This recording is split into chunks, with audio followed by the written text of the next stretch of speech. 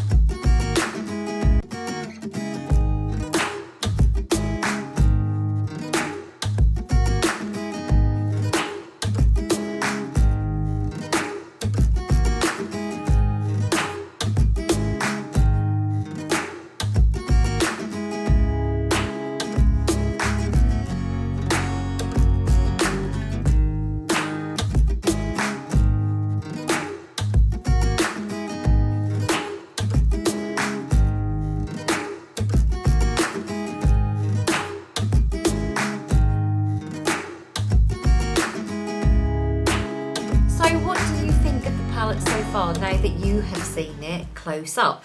Now, you know me, I like to do the close-ups for you so that you can see what it looks like when it arrives in the post for me. Now, the one thing I will say is that this did arrive damaged, and I was able to get a replacement for it. But just be mindful that if you're having it delivered and it comes through the post, etc., it may do come delivered because they are delicate at the end of the day. So it might be easier for you to order it online and be able to go and pick up the next day from Superdrug, because then that way you can open your package up there and you can see if it's damaged or not. Revolution are really good because if you do get a product that comes damaged, they are really good at replacing it for you. So what I'm going to do now, I'm going to do the swatches for you, and as usual I will run from the top along, but what I'm going to do is I will do half the colours on one shot and then half the colours on the other shot for you.